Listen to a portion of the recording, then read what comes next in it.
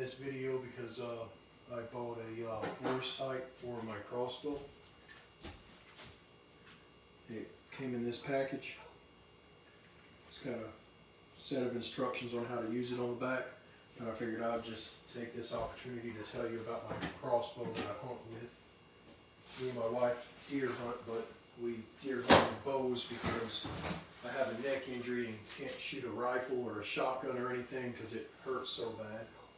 And my wife's just scared of guns, so we got rid of the rifles and bought bows. She's got a compound bow that she likes using, and I've got my crossbow. And this crossbow cost, I think, about $800 or $900. And just the case for it, the one that this one here looks like a Stingray. It cost probably $100, $150, and this was around 8 years ago, probably longer. But it's got a lot of different pockets on it, so I can store different things. I can store tools in it for working on stuff.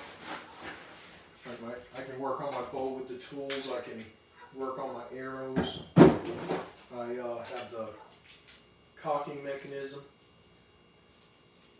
that helps me cock it. It's basically just a piece of rope with two little hooks and what looks like the pull crank on a lawnmower.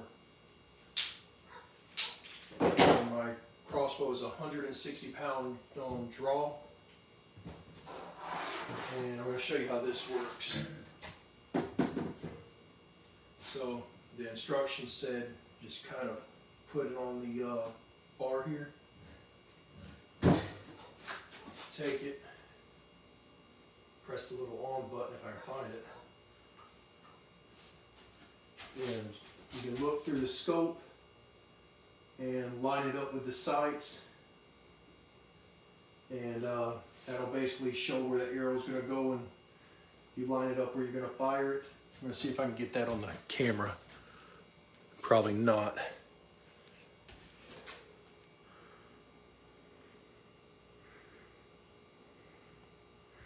Yeah, that's not working. And then it says when you take it out, after you sight it in, you got to turn it off so you don't accidentally shine somebody in the face. Make sure it's off.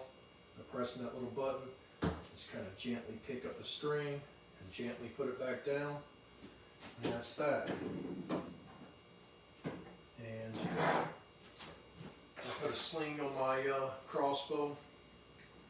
I've got a nice scope on it, and let me show you the wax and stuff that you got to put on it. If I can find it, I just had it out. There it is. I got a bunch of wax. I don't want a big thing of it. So basically, you got to take wax. You put it on this part of the crossbow. That way, whenever it's sliding back and forth, it doesn't cause too much friction. Sometimes I'll put a little bit on the bow strings.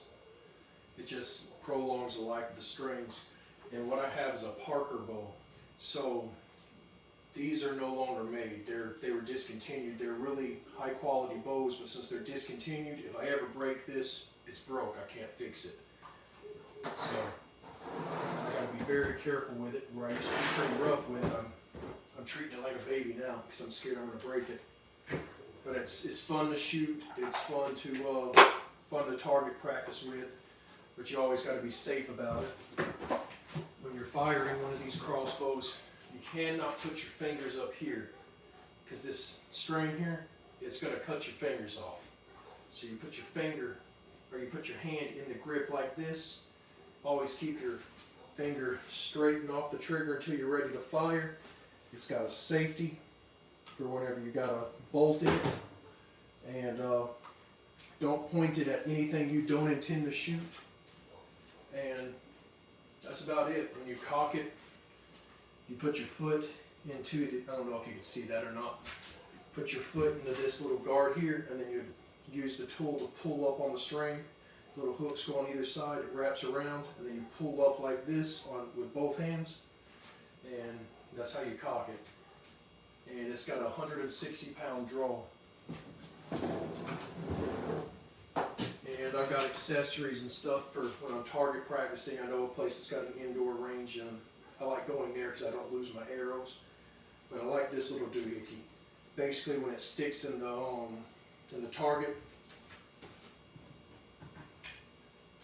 if it's in there and I can't pull it out, I take and I just clamp this on there. It's a little piece of rubber with a hand grip, and you can pull it out.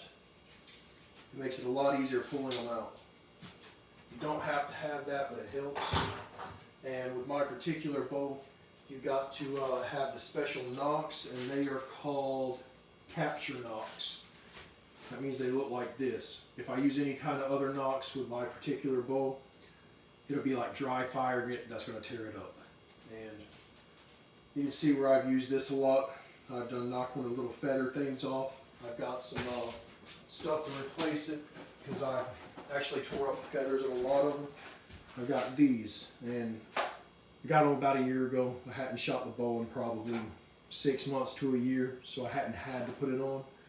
But basically, you slide these on, and you dip them in water, the boiling water, and it shrink wraps on it. But when you put it on there, always make sure that when you load the bolt into your crossbow, that the odd color is facing down, because that's going to go into this area. If you face it up, then it's not going to fire right. It's going to cut it off with the string. It may just fall in front of you. I don't know. I've never done it. But you always put that odd color facing down. That way it can fire out smoothly.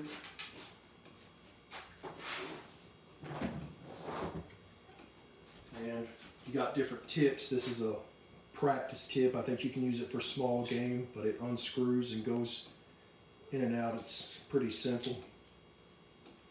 And this is one of the bolts that came with my crossbow, and it's a pretty good bolt.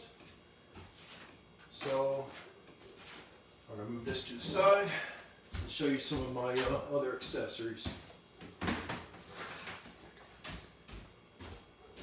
So before I realized that I wasn't supposed to fire other types of bolts with different nocks on them, I bought a big pack of these, and they were the wrong kind. I bought some extra nocks after I was informed that I could not use these, and I fired a few through, and it actually done something to the little trigger area, and I had to go get that worked on.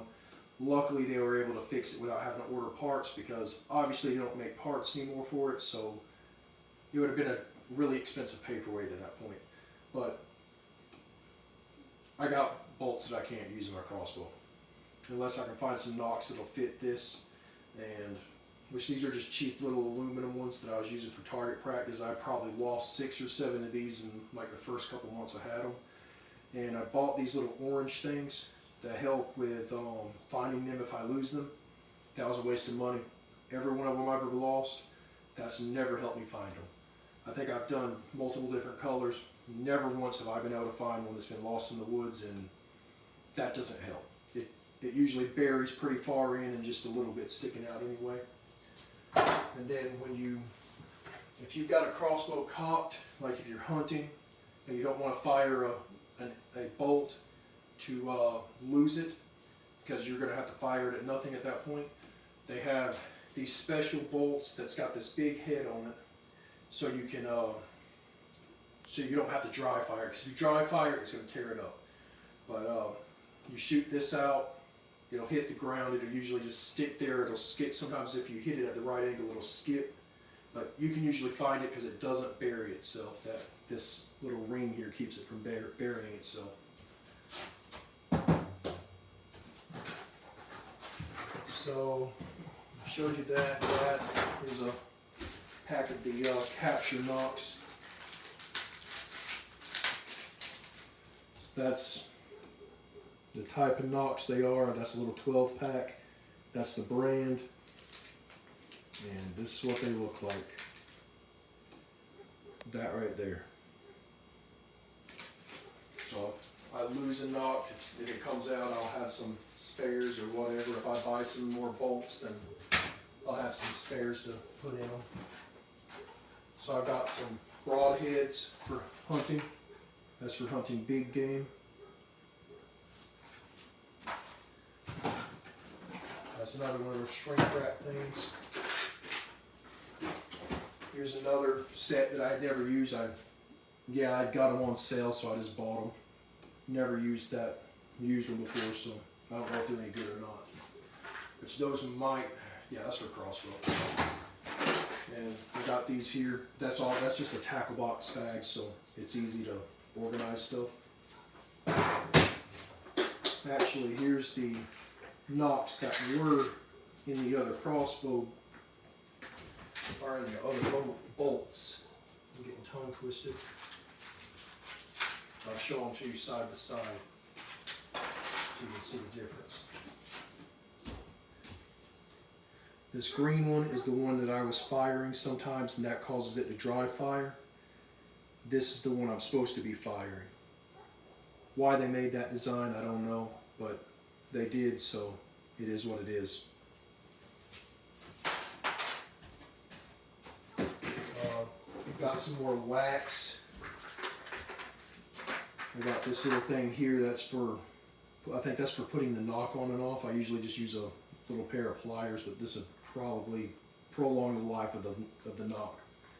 But you just stick it in there and you can twist it out or whatever.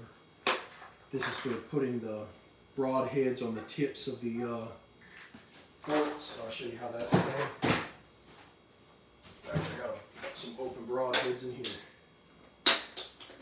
Broad heads are pretty sharp, so you always got to be careful when you're handling them. I got cotton swabs in there so they don't bounce around or anything. I don't want them getting dull or bouncing around and sticking up funny or anything else like that, so it's just easier to do that. I don't think these has actually ever been used, but I'll show you how you put them in a bolt. So always be careful when handling them because they're sharp. You stick it in there like that, and you just twist it until it's on there nice and snug. Just be careful when tightening it because some of these blades may break, but that's for big game. And then again, you can use it to take it off. That way you don't cut your fingers. Falls back in there, hold it by that end. You can stick it back in your thing here. I'll stick it right here for now so I don't cut myself on it.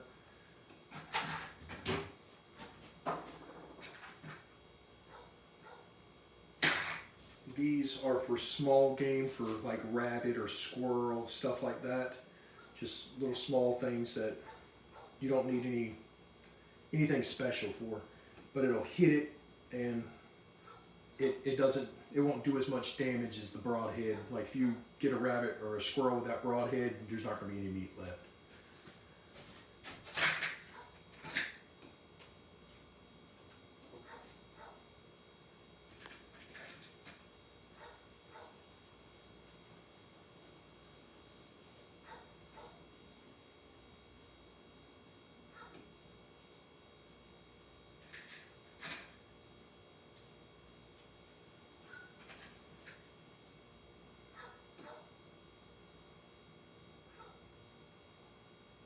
Trying to set these things up are a little pain in the butt, so I'm not going to set it up. But basically, when this comes out and hits the animal, when it touches like this, it would fly around, and you'd have that little ring on there to stop it where it's supposed to go. But it would fly in. It's got a little sharp blade there, and these two sharp blades that'll make a really big hole. So I don't want to get cut, and I can't remember exactly how to put it on there. So I'm not going to deal with it right now. Here's another broadhead. It's got removable blades on it too. They're just little razor blades.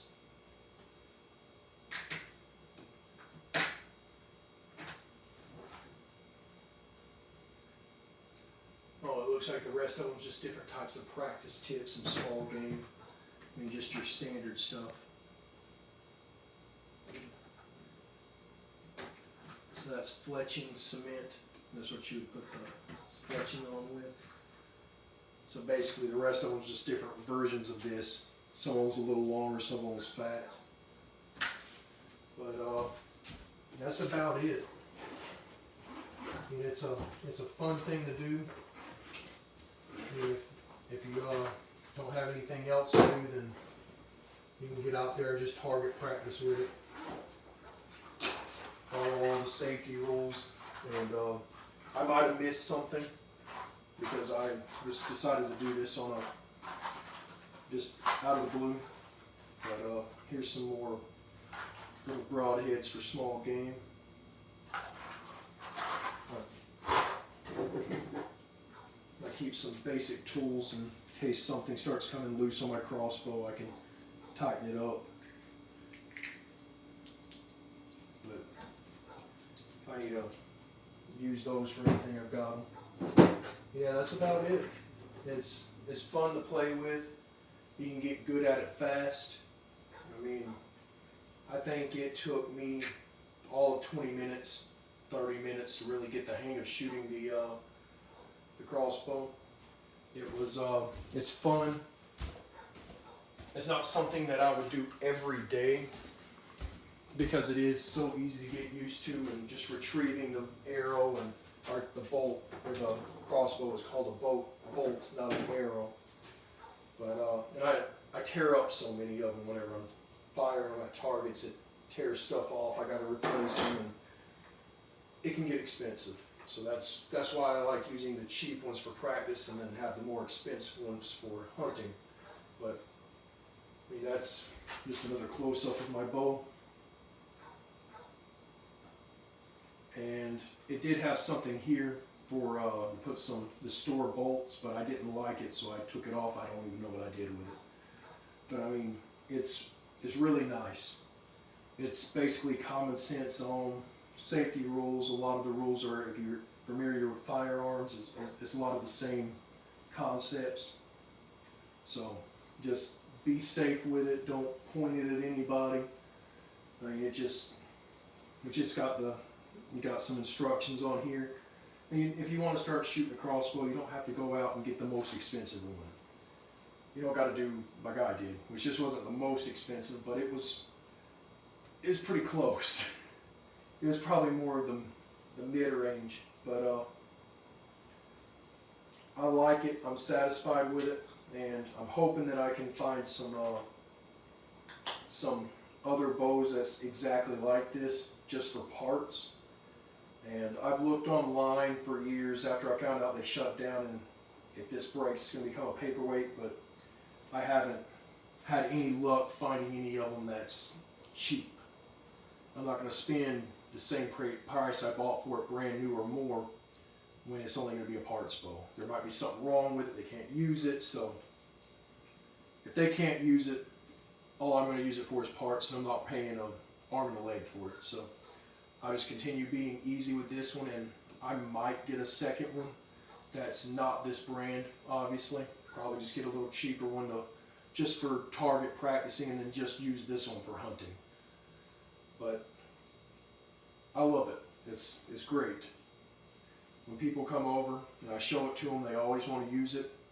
Always got to make sure they know the safety rules, make sure they don't hurt themselves with it, because you can hurt yourself with this. It's not a toy. It's a weapon, a dangerous weapon, and used incorrectly, it will hurt you. But if you buy one and you've never used one before, I suggest you go to a place that specializes in selling bows and take a safety course. Because when I first bought this, that's what I did. I think back then, I paid like $20. They gave me a safety course after I bought the bow. Maybe they didn't charge me for the safety course since I bought the bow. I can't remember. But they have an open range that I go in there and fire it. Sometimes I just go in there and target practice. I got a block outside that I can use, but I lose a lot of bolts that way just playing around. Or sometimes it'll go slap through the target. That's how I lose a lot too.